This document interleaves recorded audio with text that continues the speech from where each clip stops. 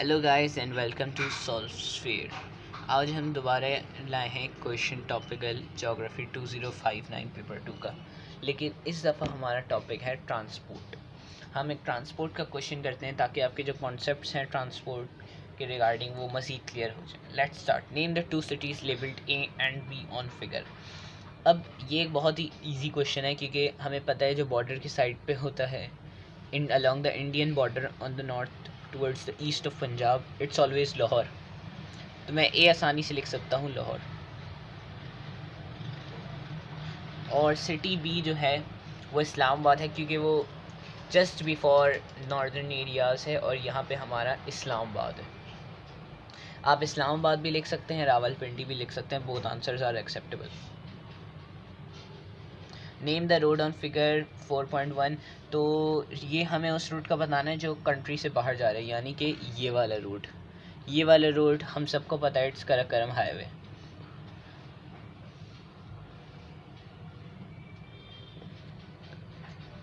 Karakoram highway. Using figure 4.2 only describe the regional variations of road network. अब हमें road network को देखते हुए इसको डिस्क्राइब करना है। ये एक 2 मार्क्स का क्वेश्चन है, तो हमें फिगर को देखना है और हमें बताना है रोड नेटवर्क कहाँ कहाँ स्प्रेड आउट हुआ हुआ है। Most hardly 2 to 3 points would be acceptable. अच्छा, इस क्वेश्चन में रोड मैप के नेटवर्क के बारे में मैं आपको इम्पोर्टेंट बात बताता हूँ कि ये ज़्यादातर जो है वो रिपीट होता है और एक ही दफ़ा मैप, ये जो मैप है यही हर दफ़ा रिपीट होता है कि तो अगर आप एक दफ़ा इसकी प्रैक्टिस कर लें इसकी डिस्ट्रीब्यूशन की, तो आप हर दफ़ा वही सेम आंसर कर सकते हैं।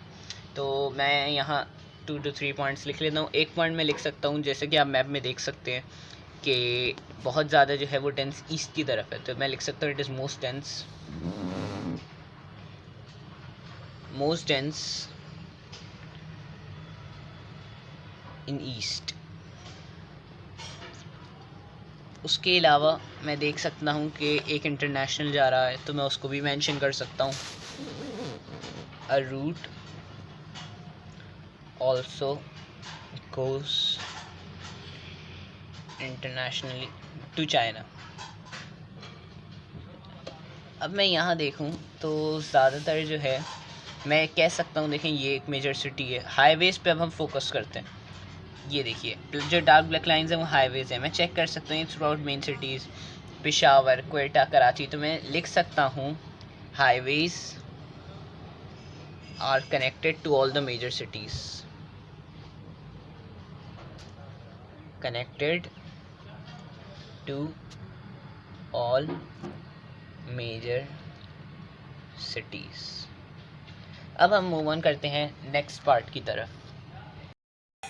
अब पार्ट बी का 1 कहता है हमसे state 3 reason why motorways are needed. अब ऐसे स्टेट वाले क्वेश्चंस में हमें सिर्फ जो हैं 3 स्टेटमेंट्स इनलिस्ट करनी होती हैं, हमें कोई एक्सप्लेनेशन वगैरह की ज़रूरत नहीं है। पहली स्टेटमेंट मैंने पहले से लिख दी है, फास्टर ट्रैवल, ताकि मैं आप लोगों को आइडिया दे सकूँ कि हम लोग किस तरह लिखते हैं। ऑब्वियसली इस स्टेटमेंट की फॉर्म में लिखना है, मैं सिर्फ अभी in terms of bullet points लिख रहा हूँ। दूसरा इंपॉर्टेंट पॉइंट पे आते हैं जो कि मैं लिख सकता हूँ, मैं ये लिख सकता हूँ कि new settlements can be established along the route. New settlements can be established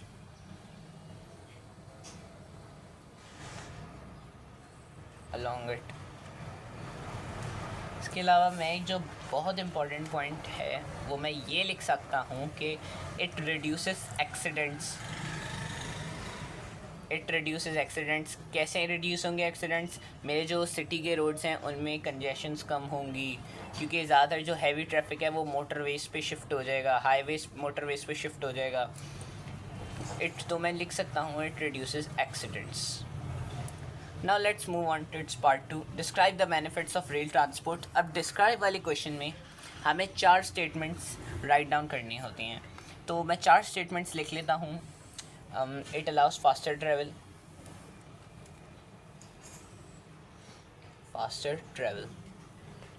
एक और इम्पॉर्टेंट पॉइंट जो कि मैं लिख सकता हूँ, बल्कि amount of goods can be transported.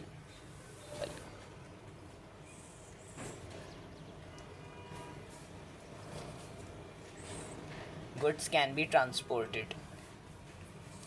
अब बल्कि से क्या होगा, मेरी शिफ्ट्स बचेंगी, कॉस्ट बचेगी, क्योंकि मैं एक ही वक्त में बहुत सारे गुड्स जो हैं वो ट्रांसफ़र कर पाऊँगा।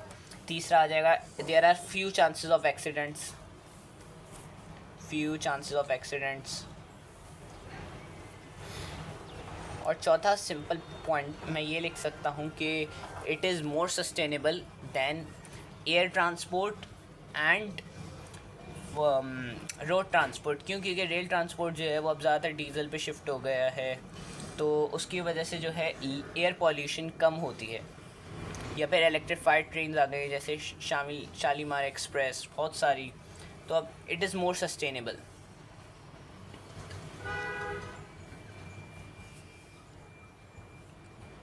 ये हो गई हमारी डिस्क्राइब वाला क्वेश्चन। अब पार्ट सी पे मूव ऑन करते हैं। Define the term dry port. अब इस आपको बताना है ड्राई पोर्ट क्या होता है। It's an inland terminal which is connected to the sea port. अब यहाँ जो जिस चीज़ के मार्क्स इंपॉर्टेंट हैं वो हैं which is connected to the sea port, तो ये हमेशा ये आपको लिखना होता है। It is an inland terminal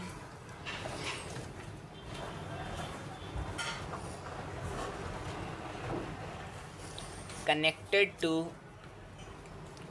the seaport. Gift. अब अगले क्वेश्चन पे मूव ऑन करते हैं, पार्ट पे।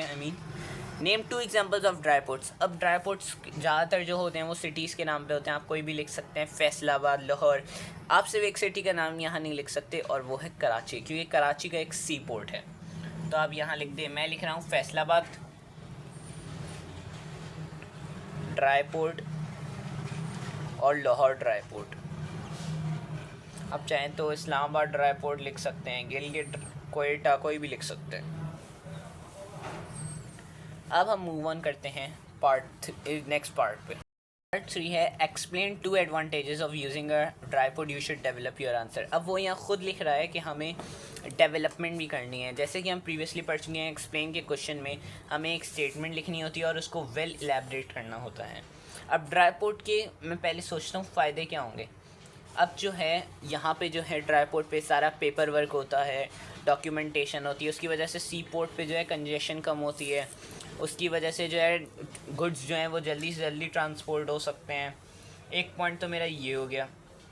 दूसरा पॉइंट मैं ये लिख सकता हूँ, यहाँ इतनी फैसिलिटीज़ प्रोवाइड होती हैं, जैसे कंटेनर यार्ड्स होते हैं और वेयर हाउसेज होते हैं, रेफ्रिजरेशन फैसिलिटीज़ होती हैं।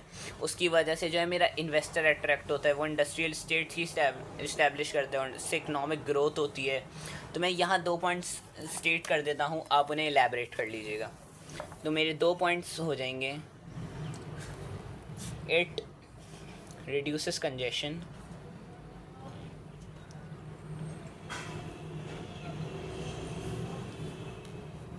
in major seaports, in seaports।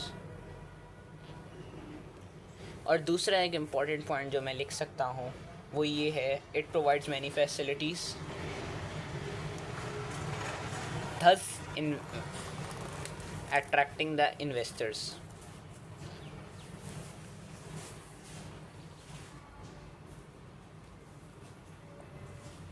attracting the investors।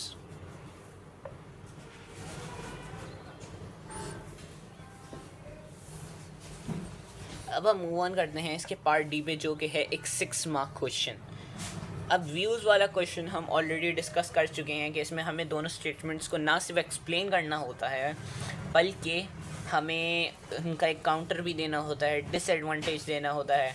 तो अब मैं बात करता हूँ स्टेटमेंट ए की, existing road network could be extended इन बलूचिस्तान। अब आपको बताना है कि अगर मैं बलूचिस्तान में रेल लेके जाता हूँ तो उससे मुझे फ़ायदा क्या होगा। अब आप सोचें, बलूचिस्तान में जो है वो रिसेंटली एक सी पोर्ट बन रहा है गवादर पे, जो गुड्स आएंगे, अगर वहाँ पे रेल नेटवर्क बन गया तो गुड्स जो हैं वो आसानी से ट्रांसपोर्ट हो सकते हैं। उसकी वजह से वहाँ पे इंडस्ट्रियल डेवलपमेंट आएगी, लोग वहाँ आएंगे।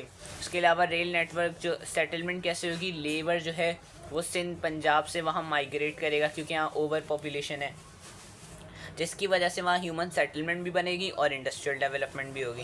तो मैं यहाँ लिख देता हूँ गवादर सी port is being established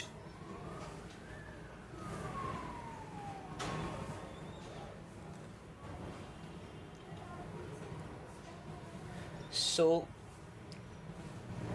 labor would move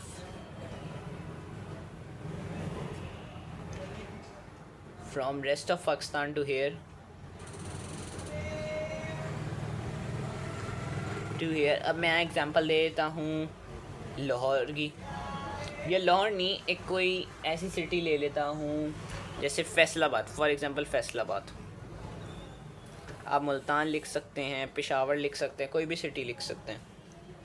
दूसरा जो है वो it would invest investors I mean it would attract investors।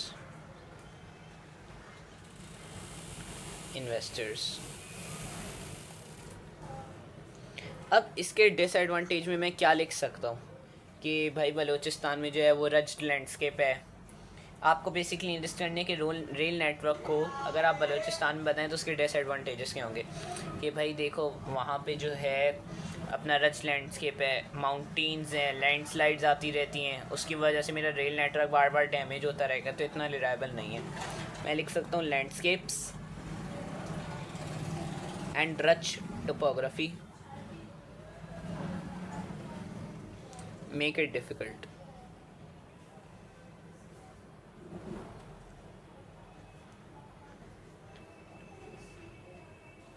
अब हम आ जाते हैं स्टेटमेंट बी पे। The rail network could be developed in northern regions to establish a link with China to China to encourage further economic development। अब आपको बताना है कि अगर हम चाइना से ट्रेड करें तो हमें क्या फ़ायदा होगा, या फिर नॉर्थर्न एरियाज़ में जो हैं अगर हम इस्टेब्लिश करें तो क्या होगा। अब रॉ मटेरियल्स जो हैं वो ट्रांसपोर्ट हो सकते हैं चाइना में, तो उससे हमारी ट्रांसपोर्ट बढ़ेगी। नॉर्दर्न मटीरियल आपने पढ़ा होगा कि नॉर्दर्न एरियाज़ में जो है वो बहुत सारी क्राफ्ट इंडस्ट्रीज़ हैं, कॉटेज इंडस्ट्रीज़ हैं, उनके फिनिश प्रोडक्ट्स जा सकते हैं, जिससे पाकिस्तान की जीडीपी बढ़ेगी, इकनॉमी बेटर होगी और इकनॉमिक डेवलपमेंट आएगी मेरी। तो मैं यहाँ लिख सकता हूँ craft and cottage industry products would be sold, can be sold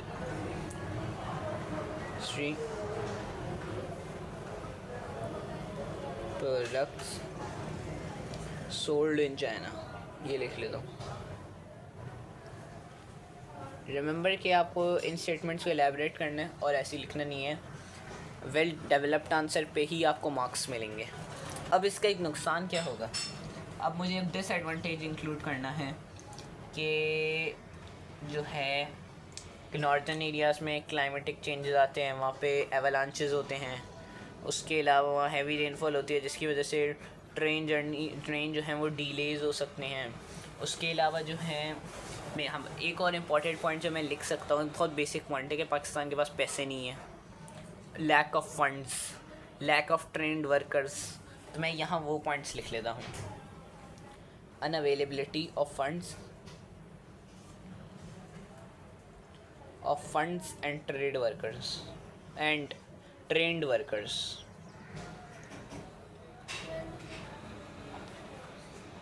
तो ये हो गए मेरा 6 मार्क और यहाँ हमारा एक क्वेश्चन ख़त्म होता है।